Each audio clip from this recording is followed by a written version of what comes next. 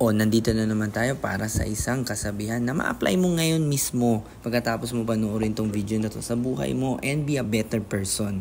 Narinig mo na ba yung salitang, don't count your chickens before they hatch? So, ibig sabihin, hindi pa lumalabas yung manok mo, itlog pa lang siya, hindi pa siya nag-hatch, ay wag mo na munang bilangin siya.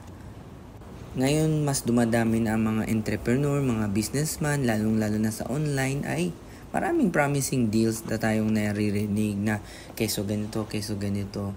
At madaling mag-imagine na ano kaya mangyari pag nagkaroon ako ganitong pera? Bibili ako mansion, bibili ako ganito, cellphone, kotse, magta-travel ako. Pero ang ending, most of us, nasa scam lang.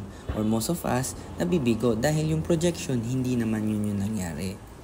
Tandaan mo, ang success is a journey, hindi siya destination lang.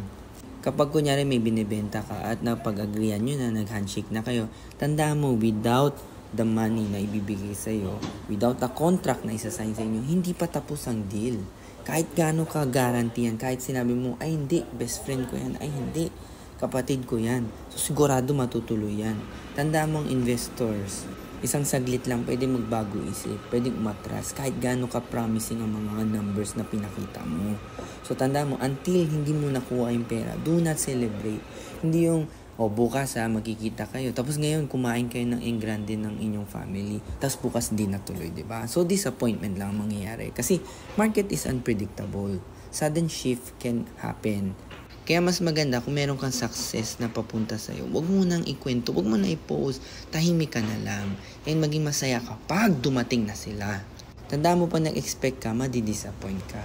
Pero if you know your value, you know your worth, tuloy-tuloy ka lang sa trabaho mo.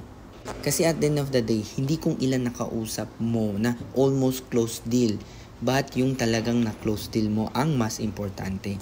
Hindi mahalaga na, hindi 100 tao to nagkakausap ko everyday. Pero isa lang bumibili sa'yo. O diba? Yun yung mas mahalaga at the end of the day.